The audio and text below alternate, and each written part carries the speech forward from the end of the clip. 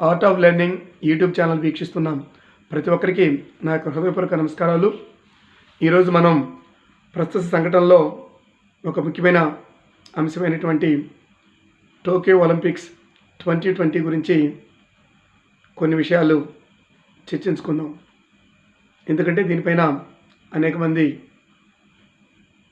వివరాలు అడుగుతున్న కారణంగా కాంపిటేటివ్ ఎగ్జామ్స్ రాసేటువంటి యాస్పిరెంట్స్కి ఉపయోగకరంగా ఉంటుందనే ఆశయంతో కొన్ని విషయాలు మీ ముందు వస్తున్నాం. 2020లో జరగాల్సినటువంటి 32వ ఒలింపిక్ క్రీడలు కరోనా పాండమిక్ సిచ్యుయేషన్ వల్ల ఒక సంవత్సరం పోస్ట్పోన్ అయినాయి. అంటే ఒలింపిక్ చరిత్రలో 3 సార్లు ఒలింపిక్స్ రద్దయినాయి, కానీ పోస్ట్పోన్ అవటం అనేది ఈ యొక్క 32వ ఒలింపిక్ క్రీడల్లోనే జరిగింది. ఎందుకంటే 1916లో మొదటి ప్రపంచ యుద్ధ సమయం అప్పుడు, మరియు 1940, 1944 రెండో ప్రపంచ యుద్ధ సమయంలో మాత్రమే ఇక ఒలింపిక్స్ రద్దయినాయి. 1896 నుంచి ఈ 2020 టోక్యో ఒలింపిక్స్ వరకు అన్నీ కూడాను నిర్వహించబడ్డాయి. ఎందుకంటే స్పోర్ట్స్ అండ్ గేమ్స్ అనేవి ప్రపంచవ్యాప్తంగా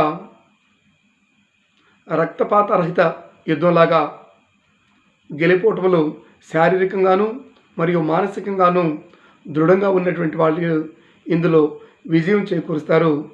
వారి యొక్క దేశాలకి పేరు ప్రఖ్యాతులు తీసుకొస్తారనేది క్రీడా స్ఫూర్తి కలిగినటువంటి ప్రతి ఒక్కరికి తెలుసు. అందులోనూ విశ్వ సంగ్రామమైనటువంటి ఒలింపిక్స్కి ఎంతో చరిత్ర ఉంది. ఈ ఒలింపిక్స్లో పథకం కంటే కూడాను పాల్గొనటమే ఒక గొప్ప అవకాశంగా ప్రతి అంతర్జాతీయ క్రీడాకారుడు దీనిని ఎంతో అవకాశంగా భావించి అదొక గొప్ప విజయంగా వాళ్ళ యొక్క జీవితంలో నిలిచిపోతుంది. కానీ అట్లాంటి ఒలింపిక్స్లో చిన్న మెడల్ పొందినా కూడాను ఎంతో గర్వంగా ఉపయోగపోతుంటుంది ప్రపంచ క్రీడాలోకం. అలాంటి ప్రపంచ క్రీడా మహాసంగ్రామంలో భారతదేశం యొక్క విధానం ఇప్పుడున్న పరిస్థితుల్లో జనాభా పరంగా కానీ ఒక విధంగా దినదినం ప్రవర్తనగా అభివృద్ధి చెందుతున్నటువంటి దాంతో పోల్చుకుంటే చాలా అట్టడుగున ఉన్నదనేది విమర్శకుల యొక్క ఉద్దేశం. అది ప్రస్తుత పరిస్థితులు చూస్తే నిజంగానే అలానే జరుగుతుందనేది సగటు భారతీయుడి యొక్క అభిప్రాయం కూడాను. ఎందుకంటే అనేక ఒడిదుడుకులు ఎదుర్కొని స్వాతంత్ర్యం పొందినటువంటి భారతదేశం దినదిన ప్రబుద్ధమానంగా అంచెలంచెలుగా శాస్త్ర సాంకేతిక రంగాల్లో ఎంతో అభివృద్ధిని చెందిస్తూ అదేవిధంగా ఆర్థికంగా కూడాను 6వ దేశంగా వర్ధిల్లుతుంది ఒక విధంగా చెప్పాలంటే. కానీ క్రీడల పరంగా చూసే లోపల ప్రపంచ జనాభాలో 2వ స్థానం కలిగి ఉన్న కూడాను ఈ యొక్క విశ్వ మహాసంగ్రామైనటువంటి ఒలింపిక్ క్రీడల్లో చాలా చాలా వెనుకబడి ఉన్నామనేది అతిశక్తి కాదు. ఈ ఒలింపిక్ క్రీడల్ని పరికిస్తే వీటికి మహత్తరమైనటువంటి చరిత్ర ఉంది. ఎందుకంటే అన్ని క్రీడలు ఒక ఎత్తు అయితే ఒలింపిక్ క్రీడలు ఎంతో ప్రాధాన్యత సంతరించుకున్నాయి. అన్ని దేశాలకు కానీ క్రీడాకారులకు కానీ క్రీడా నిపుణులకు కానీ. ఎందుకంటే ఇది దగ్గర 2800 సంవత్సరాల చరిత్ర కలిగినటువంటి క్రీడలు. అవి క్రీస్తు పూర్వము 776 సంవత్సరం నుంచి క్రీస్తు శకం 394 మధ్యలో గ్రీస్ దేశమైనటువంటి నాటి రోమన్ సామ్రాజ్యంలో ఒలింపస్ పర్వతం పైన జ్యూస్ దేవతని స్మరించుకుంటూ ప్రతి 4 సంవత్సరాలకి ఈ క్రీడలు జరిపేటట్టుగా చరిత్ర తెలియపరుస్తుంది. అలా జరుగుతున్నటువంటి క్రీడలు క్రీస్తు పూర్వం 394లో రోమన్ చక్రవర్తి వాటిని అర్ధాంతంగా నిలిపివేశారు. అప్పటి నుంచి ఆ క్రీడల యొక్క ప్రభావమే ప్రపంచానికి తెలియదు. కానీ 1894 సంవత్సరంలో పేరు కోబర్టిన్ అనేటువంటి ఒక క్రీడా ఆసక్తి కలిగినటువంటి గొప్ప వ్యక్తి దీనిని బయటికి తెచ్చారు. అట్లా 1894లో ఒక క్రీడా కాంగ్రెస్ సమావేశం ప్యారిస్లో జరిగింది, ఫ్రాన్స్ రాజధానిలో. అక్కడ 1894లో లుసానా కేంద్రంగా, స్విట్జర్లాండ్లోని లుసానా నగరం కేంద్రంగా అంతర్జాతీయ ఒలింపిక్ కమిటీ ఏర్పడింది. దానికి ఈ యొక్క కోబర్టిన్ అనేటువంటి ఆయన ఎంతో తోడ్పాటు అందించారు. ఆ విధంగా 1894 ఏర్పడినటువంటి ఈ ఒలింపిక్స్ సంఘం 1896 నుంచి, అంటే మొట్టమొదటిగా ఈ క్రీడలు జరిగింది కూడా, పురాతన ఒలింపిక్ క్రీడలు జరిగింది కూడా గ్రీక్ దేశంలో కాబట్టి ఆ గ్రీస్ నగరం ఎథెన్స్లోనే మొట్టమొదటి సమ్మర్ ఒలింపిక్స్ అనే పేరుతో 1896 నుంచి ప్రారంభమైంది మొట్టమొదటి ఒలింపిక్స్ క్రీడా సంగ్రామం. అప్పటి నుంచి ఒక 3 సార్లు తెప్పించి ఇప్పుడు టోక్యో 2020 ఒలింపిక్స్ వరకు 32 సార్లు ఈ యొక్క క్రీడా సంగ్రామం జరిగింది. అంటే ఆ 32 సార్లలో 3 సార్లు జరగలేదు, 29 సార్ల వరకు ఈ యొక్క క్రీడా సంగ్రామం జరిగింది. అందులో 1896లో 13 దేశాలకు సంబంధించి 240 మంది పురుషులు మాత్రమే పాల్గొన్నారు. అదే ఇప్పుడు 32వ ఒలింపిక్ క్రీడలు తీసుకుంటే దగ్గర 206 దేశాల నుంచి 11,000కు పైగా క్రీడాకారులు పాల్గొంటున్నారు. అంటే ఎంత వ్యత్యాసం చూడండి. ఇందులో ఇలా ఉంటే, ఇందులో ఎలా ఉందంటే ఈ క్రీడలు జరగటమే ఒక ఆ దేశానికి మహోత్తర అవకాశంగా భావిస్తారు. అంటే ఈ క్రీడలన్నీ కూడాను సంపన్న దేశాల్లోనే జరిగాయి ఒక విధంగా చెప్పాలంటే. అంటే 1896లో ప్రారంభమైనటువంటి మొదట ఒలింపిక్ క్రీడల్లో 13 దేశాలు పాల్గొంటే ఇప్పుడు అప్రతిహతంగా ఈ 32 క్రీడా వేదిక పైన దగ్గర 11,000 పైన క్రీడాకారులు పాల్గొంటున్నారు. అంటే వాళ్ళకి అసిస్టెంట్స్ కూడా అనేక మంది హెల్పర్స్ మరియు వాళ్ళ కోచర్స్తో కలిపితే అది కొన్ని వేలతో సమానంగా దాటిపోతుంది. అట్లా ప్రారంభమైనటువంటి 1890లో ప్రారంభమైనటువంటి ఈ క్రీడా సంగ్రామం రెండవదైనటువంటి 1900 సంవత్సరంలో భారతదేశం అందులో పార్టిసిపేట్ చేయగలిగింది. అందులో కూడాను బ్రిటిష్ ఇండియన్గా రామన్ ప్రిచర్స్ అనేటువంటి వ్యక్తి 5 ఈవెంట్లు పాల్గొంటే 2 రజత పథకాలు పొందాడు. ఒక 1900 సంవత్సరంలో. అంటే ఒకటి 200 మీటర్లు రన్నింగ్ మరియు 200 మీటర్ హడ్డిల్స్లో పొందారు. ఆయన స్వచ్ఛమైన భారతీయులు కాదు, అంటే బ్రిటిష్ ఇండియన్గా భారతదేశం తరపునగా పాల్గొన్నారు. అట్లా 1900 సంవత్సరంలో అట్లా పాల్గొన్న తర్వాత 1903లో ఈ యొక్క పతాకం అనేది ఈ యొక్క విశ్వవేదికకి సంబంధించినటువంటి పతాక నిర్మాణం జరగాలని 1913లో కోబర్టిన్ యొక్క సలహా మేరకు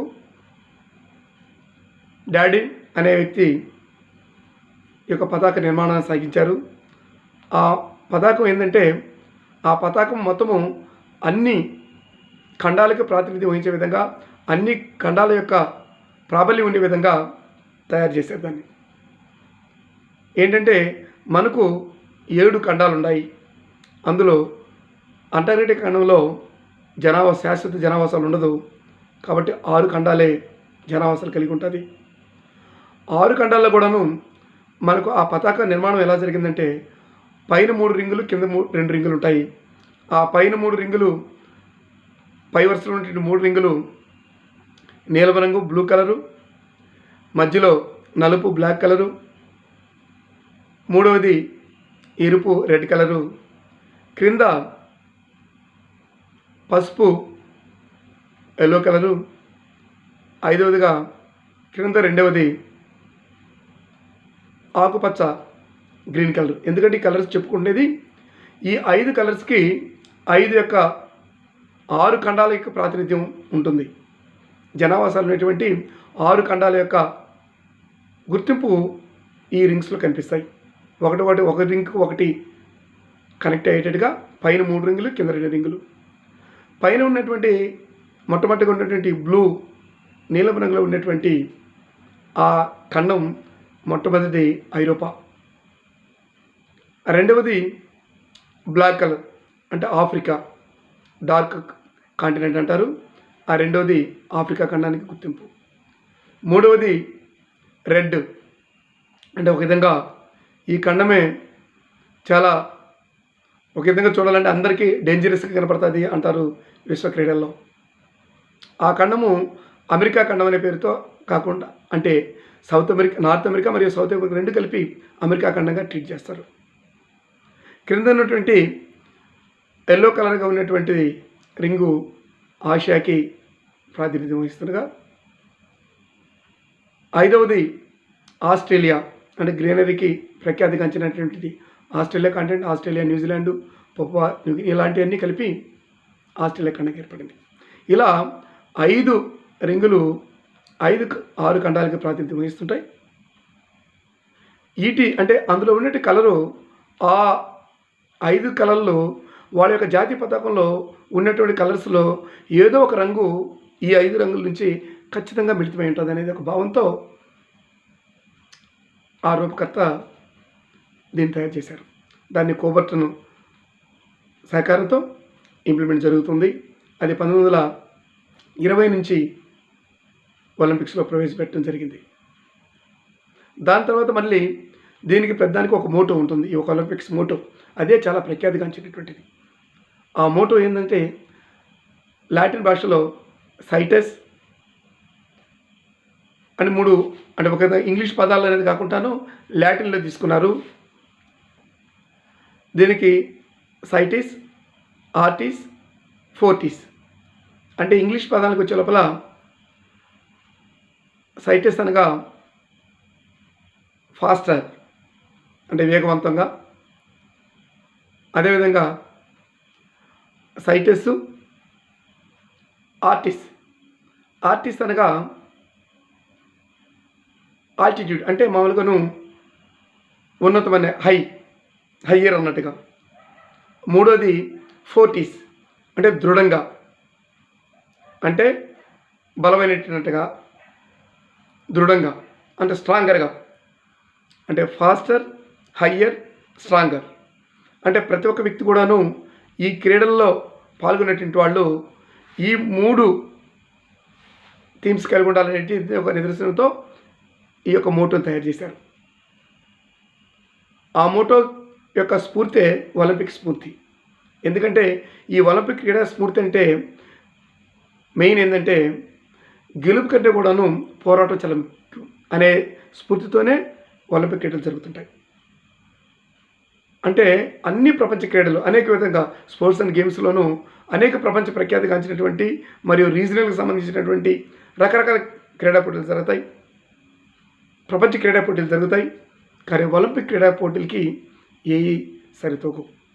ఇందులో పాల్గొనడం గొప్ప అయితే అందులో చిన్న పథకం గెలుచుకోవడం కూడాను వాళ్ళకి క్రీడాకారుడికి జీవితాంతం గుర్తుండిపోయేటువంటి మహోన్నతమైనటువంటి పథకాలు ఒలింపిక్ పథకాలు. అలా ప్రారంభమైనటువంటి ఒలింపిక్ పథకాల్లో ప్రపంచవ్యాప్తంగా చూస్తే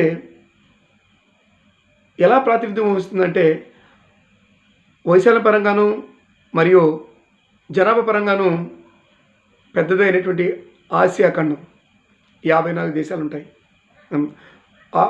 ఆసియా ఖండం 47 దేశాలు ఉంటాయి. ఆఫ్రికా ఖండము 54 దేశాలు ఉంటాయి. కానీ ఇందులోకి వచ్చే లోపల ఈ ఒలింపిక్ క్రీడల నిర్వహణలో 54 దేశాలు కలిగినటువంటి ఆఫ్రికా ఖండంలోకి ఇంతవరకు ఒక క్రీడా వేదికను కూడా ఎంచుకోలేదు. ఒక్క దేశంలో కూడాను ఒలింపిక్స్ జరగలేదు. ఆఫ్రికా ఖండంలో 54 దేశాలు ఉంటాయి. 47 దేశాలకు వెళ్ళినటువంటి ఆసియా ఖండంలో 3 దేశాలు ప్రాతినిధ్యం వహించాయి. ఆ మూడిట్లో కూడాను జపాన్లో ఈరోజు జరిగేటువంటి క్రీడా పోటీలతో పోల్చుకుంటే 2 సార్లు టోక్యోలోనే జరిగాయి. జపాన్ రాజధాని టోక్యోలోని, అంటే 1964లో మొట్టమొదటిగా ఆసియా ఖండంలో టోక్యోలో జరిగాయి. మరియు ఇప్పుడు 2020 పేరుతో 2021 జరుగుతున్నటువంటి ఈ 32వ ఒలింపిక్స్ పోటీల్లో మరి టోక్యోలో జరుగుతుంది. తర్వాత 1988లో సియోల్లో సౌత్ కొరియాలో జరిగాయి. 2008లో చైనాలోని బీజింగ్లో జరిగాయి. అంటే దీన్ని బట్టి చూస్తే ఇండియాకి ఎలాంటి ప్రాధాన్యత కిందో చూడండి. ఇప్పుడు 32వ క్రీడా పోటీలు ఇండియా ఆతిథ్యం ఇస్తుందని కొన్ని సమావేశాలు చెప్పింది, కానీ దాన్ని లెక్కలోకి తీసుకోలేదు అంతర్జాతీయ ఒలింపిక్ సంఘం. 2020లో జపాన్ అని చెప్పగా 2021లో జరుగుతుంది. 2024లో ఫ్రాన్స్లో జరుగుతుంది. 2028లో లాస్ ఏంజల్స్, మళ్ళీ 2032లోనే నిన్నే నిర్ణయించారు, అది బ్రిస్బేన్ ఆస్ట్రేలియాలో జరుగుతుంది. అంటే ఒక విధంగా చెప్పాలంటే ఆస్ట్రేలియా చిన్న ఖండము, కానీ 3 సార్లు ఆస్ట్రేలియాకి ప్రాతినిధ్యం వహించింది. అంటే ఒక విధంగా దక్షిణార్ధగోళంలో ఆస్ట్రేలియాలోనే 1956లో మెల్బోర్న్లో జరిగింది. తర్వాత 2000లో సిడ్నీలో జరిగింది. ఇప్పుడు మళ్ళీ 2032లో బ్రిస్బేన్లో జరుగుతుంది. కానీ అంటే దీంట్లో ఎన్ని దేశాలు ఉంటాయంటే చాలా తక్కువ దేశాలు, అంటే ఒక 12-14 దేశాల లోపలే ఉండేటువంటి ఆస్ట్రేలియా ఖండంలో 3 సార్లు ఒలింపిక్ క్రీడలు జరుగుతాయి. 54 దేశాలకు వెళ్ళినటువంటి ఆఫ్రికాలో ఒక్కసారి కూడా జరగలేదు.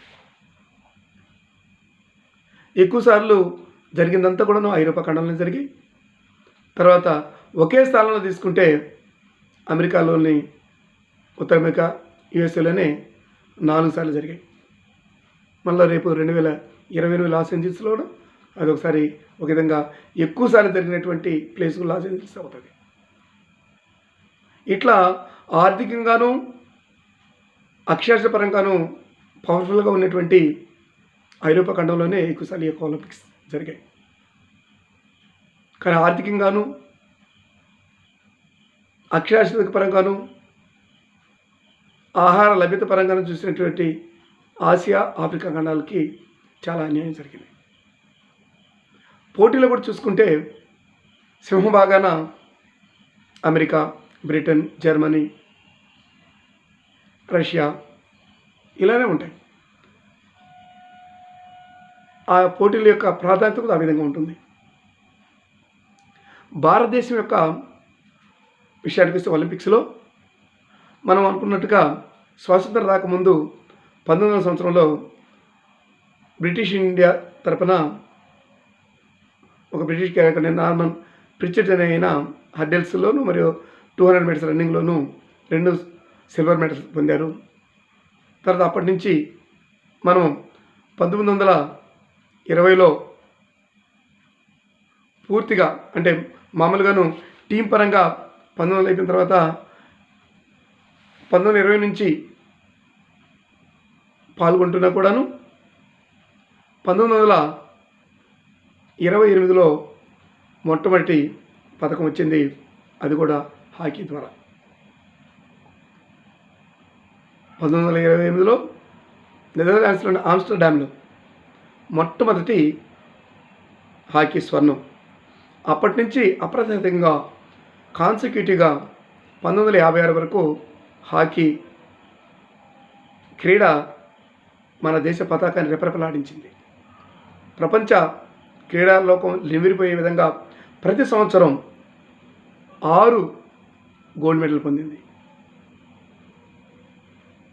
తర్వాత 1960లో గోల్డ్ మెడల్ కోల్పోయి సిల్వర్ పొందగలిగింది. అది మన దాయాది దేశమైనటువంటి పాకిస్తాన్ చేతిలో 0-1తో ఓడిపోయాం. కానీ అంతకుముందు కూడాను 56 జరిగినప్పుడు కూడా యాదృచ్ఛికంగా 1-0తో మనం పాకిస్తాన్ ఓడించాం. 60లో జరిగినప్పుడు సేమ్ అదే విధంగా 0-1తో పాకిస్తాన్ గెలిచింది.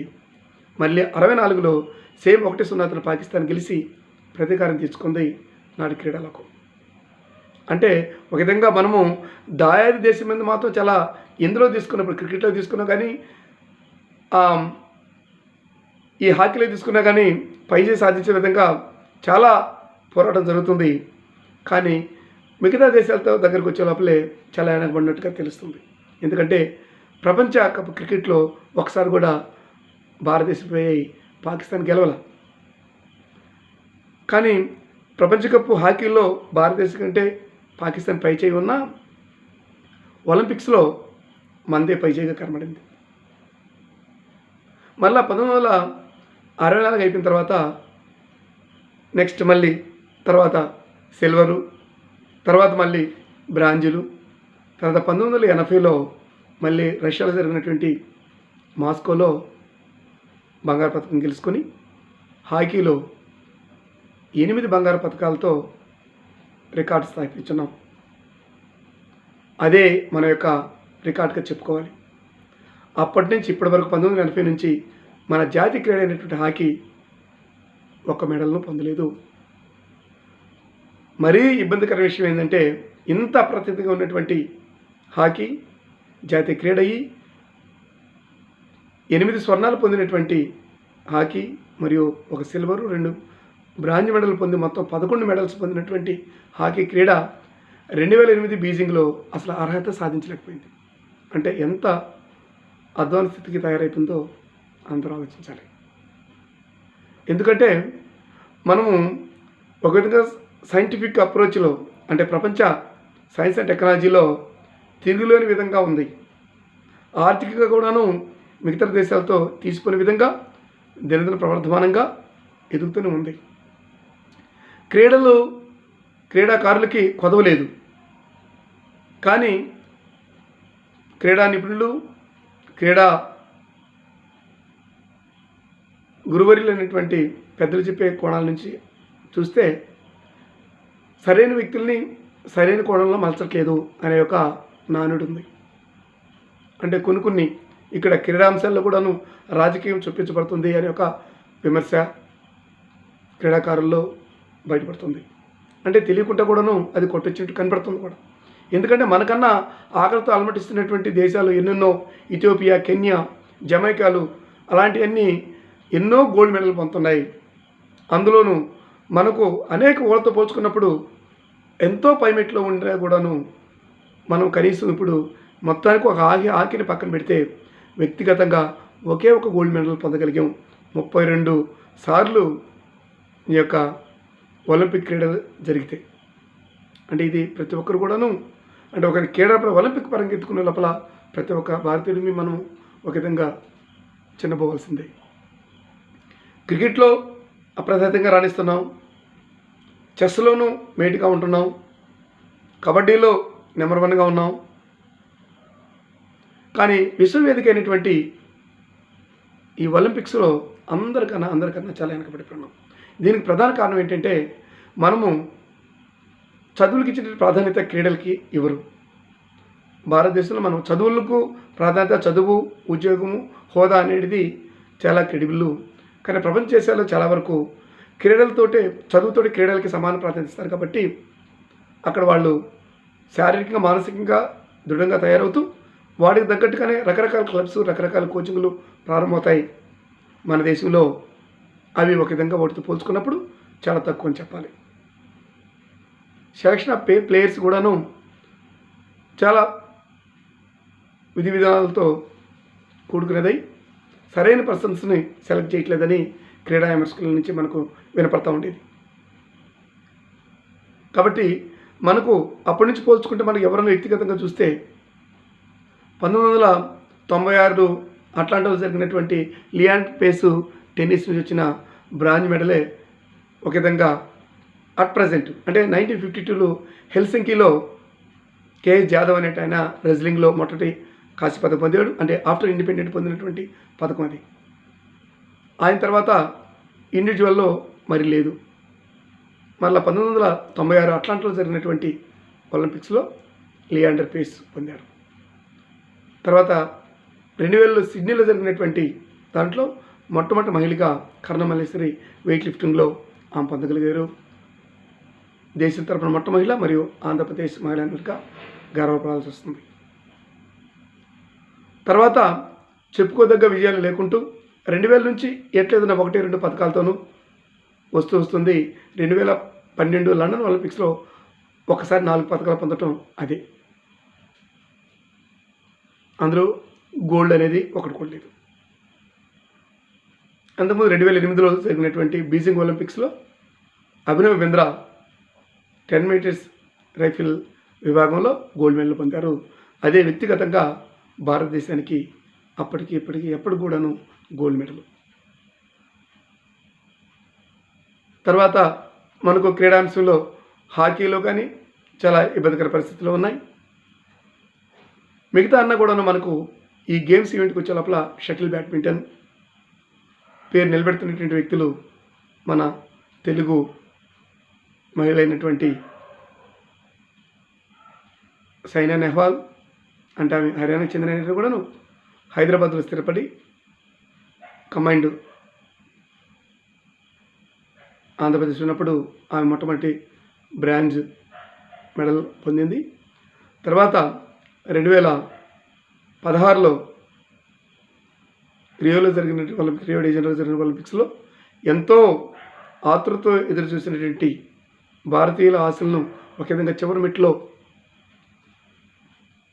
చతికిలబడి రజత పథకాన్ని పొందింది మన తెలుగు దిగ్గజం పివి సింధు గారు. ఆమె తర్వాత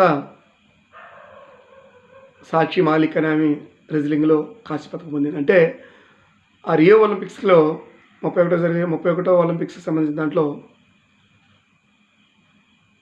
117 మంది 15 క్రీడాంశాల్లో పోటీ పడితే 2 అంటే బ్యాడ్మింటన్లో సిల్వరు మరియు రెజ్లింగ్లో బ్రాంజ్ మెడల్ ఈ 2 పొందగలిగాము. పురుషుల్లో ఏ గేమ్స్ విభాగాలని స్పోర్ట్స్ విభాగాలని అథ్లెట్స్ దేంట్లోనూ రాలేదు. అంటే అది ఎంతో ఎంతో శోచనీయ విషయం. ఎందుకంటే క్రీడా వేదికలో వచ్చేటువంటి మహామహులు వస్తారు. అంటే ఆ పోటీపడి ఆ ఒలింపిక్స్ క్వాలిఫై అవ్వటమే ఆ దేశానికి వాళ్ళు ప్రాతినిధ్యం వహించడమే సగం విక్టరీ పొందినట్టు అవుతారు. ఇంకా ఎలాంటి మహామహులతో పోటీ పడే దాంట్లో ఏ విధంగా మన యొక్క పథకాల పట్టిక ఉందో అర్థం చేసుకోవచ్చు. దానికని ఇలాంటి లోపాలని సరిదిద్దుకునే దానికి ప్రస్తుత భారత ప్రభుత్వం అనేక క్రీడా సంఘాలు కలిపి నీతి ఆయోగ్ ఆధ్వర్యంలో కూడాను మనకు ఖేలో ఇండియా అనేది ఒకటి మరియు టాప్స్ అనేది ఒక కార్యక్రమం పెట్టారు. యువకులు ఉన్నటువంటి వాళ్ళు ఇప్పుడున్నటువంటి వాళ్ళకి ప్రోత్సహించి వాళ్ళకి కావాల్సిన నైపుణ్యాలు నేర్పిస్తూ మంచి ట్రైనింగ్ ఇచ్చేదానికి దానికి మంచి గ్రాంట్స్ కేటాయించి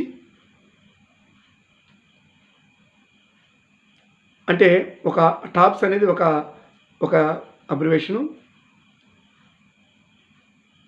టార్గెట్ ఒలింపిక్ పోడియం స్కీమ్ అనేది టాప్స్ అంటారు. దీని ద్వారా ఇప్పుడున్నటువంటి వాళ్ళు ఒక విధంగా చెప్పాలంటే ఇప్పుడు ఈ 32వ ఒలింపిక్ క్రీడల్లో మన దేశం నుంచి దగ్గర 120 మంది క్రీడాకారులు 18 క్రీడాంశాల్లో పోటీ పడేదానికి వెళ్తున్నారు.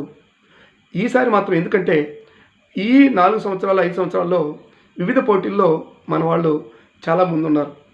అందులో ఆర్చరీలో కానీ షూటింగ్లో కానీ బ్యాడ్మింటన్లో కానీ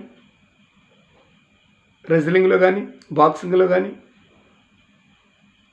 ఈ ప్రధానంగా వీటిల్లో మనకు పథకాలు ఆశించడానికి ఒక ఆశావాదంతో ఉండొచ్చు.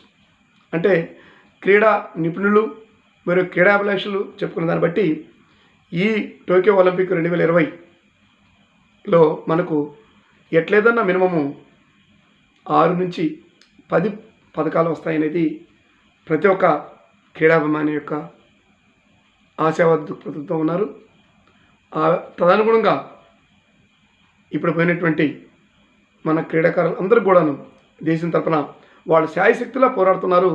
కానీ మిగతా దేశాలతో పోల్చుకున్నప్పుడు ఒలింపిక్స్లోనే అంటే మనము కొంచెం ముందున్న క్రీడలు కొన్ని అయితే అందులో లేవనేది కూడా ఒక విమర్శ ఉంది. అంటే క్రికెట్ కానీ ఇంతకుముందు క్రికెట్ని తీసేశారని చెప్తారు. అదేవిధంగా కబడ్డీ కానీ ఇలాంటి భారతీయ క్రీడల్లో నైపుణ్యం ఉన్నటువంటి అక్కడ ప్రవేశం లేదు. భవిష్యత్తులో కూడా అవి పెట్టొచ్చు అనే ఒక చర్చ జరుగుతుంది. కాబట్టి ఉన్న వాటిని అంటే ఎంతో మన జాతీయ క్రీడ హాకీని ఆ అప్రతిహతాన్ని మన దగ్గర నేర్చుకున్నటువంటి నెదర్లాండ్స్ కానీ అట్లాంటి వ్యక్తులు జర్మనీ ప్లేయర్స్ ఒక విధంగా 1936లో జరిగినటువంటి బెర్లిన్ ఒలింపిక్స్లో హిట్లర్ సమక్షంలో హిట్లర్ చూస్తుండగా ఫైనల్లో మన టీం 8-1 గోల్స్తో దాన్ని గెలుచుకోగలిగింది ఫైనల్లో. అంటే హిట్లరే నివ్వెరపోయినటువంటి గేమ్ అది. భారత యొక్క ధ్యాన్ చంద్ గోల్స్ మాంత్రికుడైన ధ్యాన్ చంద్ ఆటను చూసి ముగ్ధుడైపోయినాడు. అలాంటి ప్లేయర్స్ మిల్కా సింగ్ మినిమం కొంచెం ఒలింపిక్ మెడల్ కోల్పోయారు. అదేవిధంగా సియోల్ ఒలింపిక్స్లో కూడా పీటీ ఉషా పయోల్ ఎక్స్ప్రెస్గా పేరుగాంచినటువంటి రన్నింగ్ క్వీన్ అయినటువంటి కేరళ అని 4th ప్లేస్ వచ్చింది 1988 సియోల్ ఒలింపిక్స్లో. అంటే ఎంతో దగ్గరకు వచ్చి త్రుటిలో పథకాలు కోల్పోయిన మహానుభావులు కూడా ఉన్నారు. ఇప్పుడున్నటువంటి క్రీడా అభిలాషులకి సరైన సెలక్షన్ తీసుకొని ఇప్పుడు మనకు ఖేలో ఇండియా ద్వారా కానీ ఈ టాప్స్ ద్వారా కానీ మంచి శిక్షణ ఇచ్చి వాళ్ళకి మంచి అవకాశం చూపిస్తే ఖచ్చితంగా కూడాను భారతదేశ పతాకం రెపరెపలాడుతుంది. ఎందుకంటే ఇప్పుడు జరగబోయేటట్టు ఈ 32వ ఒలింపిక్ క్రీడల్లో కొన్ని అద్భుతాలు చూడబోతాం. అందులో ప్రపంచవ్యాప్తంగా చూడబోయేది ఒక విధంగా చెప్పాలంటే టెన్నిస్ అనేటువంటి ఒక 4 గ్రాండ్ స్లామ్స్ జరుగుతాయి ఒక ఇయర్ సీక్వెన్స్లో. అది జనవరి నుంచి సెప్టెంబర్ అక్టోబర్ వరకు జరుగుతూ ఉంటాయి. అందులో మొట్టమొదటి ఆస్ట్రేలియా ఓపెన్, ఫ్రెంచ్ ఓపెన్, తర్వాత వింబుల్డన్, తర్వాత అమెరికా ఓపెన్, యుఎస్ ఓపెన్ జరుగుతాయి. ఈ మధ్యలో జరుగుతున్నప్పుడు వీటిలో పొందినటువంటి గ్రాండ్ స్లామ్ టైటిల్ విన్నర్ అంటారు. అది చాలా కాస్ట్లీ కలిగినటువంటి ప్రైజ్ మనీ కలిగినటువంటిది. దాంట్లో అదే సంవత్సరంలో సీక్వెన్స్లో ఒలింపిక్ గేమ్ టెన్నిస్ జరిగితే ఈ 4 గెలిచి మరియు అందులో కూడా గెలిస్తే ఈ 4 గెలిచిన వ్యక్తి దాంట్లో కానీ గెలిస్తే గోల్డెన్ స్లామ్ అంటారు. అది ప్రతి టెన్నిస్ క్రీడాకారు యొక్క కళ. ఒక విధంగా చెప్పాలంటే ఇప్పటి వరకు దానికి సాధించినటువంటి ప్లేయరు ఒకే ఒకరు none other than Steffi Graf of Germany. ఈ జర్మనీ వనిత 1988లో జరిగినటువంటి సియోల్ ఒలింపిక్స్లో అన్ని గ్రాండ్ స్లామ్లు పొంది ఒలింపిక్స్ మెడల్ గోల్డ్ మెడల్ కూడా పొందింది. దాంతో ఆమెకి ఆమె ఈ యొక్క టెన్నిస్ చరిత్రలోనే గోల్డెన్ స్లామ్ పొందారు. ఇప్పుడు అవకాశాలను పొందగలిగిన అవకాశాన్ని పొందగలిగిన వ్యక్తి ఒకే ఒక వ్యక్తి, ఆయన సెర్బియా వీరుడు నోవాక్ జోకోవిచ్. ఆయన ప్రస్తుతానికి ఆస్ట్రేలియా ఓపెన్ గెలుచుకున్నారు, ఫ్రెంచ్ ఓపెన్ గెలిచారు, వింబుల్డన్ గెలిచారు. ఇప్పుడు ఒలింపిక్స్ గెలుచుకుంటే ఫైనల్గా జరగబోయేది యుఎస్ ఓపెన్ గెలిస్తే అతను ఒక చరిత్ర సృష్టిస్తారు. అదేవిధంగా భారతదేశం లండన్లో గెలిచినటువంటి 4 పథకాలే మనకు నంబర్ పరంగా ఒక ఒలింపిక్స్లో గెలిచినట్టు అత్యధిక పథకాలు. అది డబుల్ డిజిట్గా మారాలని ప్రతి ఒక్క భారతీయుడు ఆశపడుతున్నటువంటి ఈ ఒలింపిక్స్ జనాభా లేకుండా ఒక విధంగా 10,000 మందికి పర్మిట్ చేసేటట్టుగా ఓన్లీ జపాన్ వాళ్ళే అతి తక్కువ మంది తిరిగించే విధంగా ప్రేక్షకులు లేకుండా జరుగుతున్న మొట్టమొదటి ఒలింపిక్స్ గేమ్. అందులో వాయిదా పడి సంవత్సరం తర్వాత జరుగుతున్న ఒలింపిక్స్ ఈ 32వ ఒలింపిక్స్. ఇందులో మొత్తం మనుషుల కంటే కూడాను ఈ యొక్క ఆర్టిఫిషియల్ ఇంటెలిజెన్స్ రోబోటిక్ టెక్నాలజీతో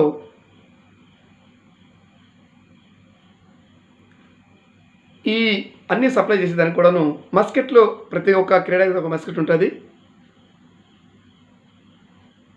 మిరుతో అనేటువంటి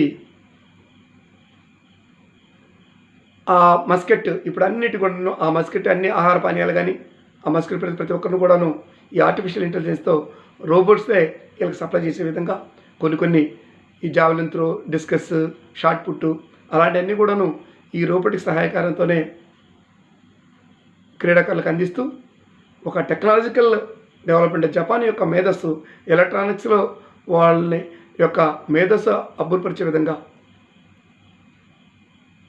ప్రతి ఒక్క క్రీడాకారుడికి కనువిందు చేయబోతుందనే దాంట్లో ఎటువంటి అతిశక్తి లేదు. కాబట్టి ప్రతి ఒక్కరు కూడాను ఈ జూలై ఈరోజు 23 జూలై 2021 నుంచి ఆగస్టు 8, 2021 వరకు 17 రోజులు విశ్వ క్రీడా మహాసంగ్రామాన్ని ప్రతి ఒక్క క్రీడాభిమాని మరియు అవకాశం ఉన్న ప్రతి ఒక్క భారతీయుడు కూడా టీవీల ద్వారా తిలకించి మన భారత క్రీడాకారులకు అభినందిస్తూ ప్రోత్సహిస్తూ వాళ్ళ పోరాటం చాలా ముఖ్యం. ఈ స్ఫూర్తి ఒలింపిక్ స్ఫూర్తి పోరాటం చాలా ముఖ్యం. గెలిపోవటంలో సమానం. త్రుటిలో ఫ్రాక్షన్ ఆఫ్ సెకండ్స్లో పథకాన్ని కోల్పోతారు. అంటే అక్కడ పోయినటువంటి వాళ్ళు అన్ని దేశాల నుంచి మహామానులు కాబట్టి మన వాళ్ళు కూడా శక్తివంతులు లేకుండా వెళ్ళారు. వాళ్ళు భవిష్యత్తులో తయారయ్యే దానికోసం సన్నద్ధ చేయాలి. గెలిస్తే ఆకాశానికి ఎత్తటం, కొన్ని త్రుటిలో అవకాశాన్ని కోల్పోతే వాళ్ళని పాత్రలను తొక్కేయటం కాకుండా సరైన విధంగా వాళ్ళ క్రీడా స్ఫూర్తి ప్రదర్శించి భారతీయ క్రీడాకారులందరూ కూడాను అదేవిధంగా ప్రపంచవ్యాప్తంగా కూడాను ఎన్నెన్నో పేద దేశాలు ఎంతెంతో అవకాశం లేకుండా కూడాను శక్తివంచులతో పోరాడి పథకాలను పొందిన ప్రతి ఒక్కరిని కూడాను మనం అభినందించి క్రీడా స్ఫూర్తి చాటుకొని భారతీయ క్రీడాకారులు ప్రతి ఒక్కరు కూడాను పాల్గొన్న ప్రతి ఒక్కరు కూడాను మంచి ఆరోగ్యాలతో పథకాలు పొంది భారతదేశ కీర్తి పతాకాన్ని రేపటి ఆశించాలని ఆశిస్తూ ఎంతో తుమ్మిస్తున్నాం. జై భీమ్.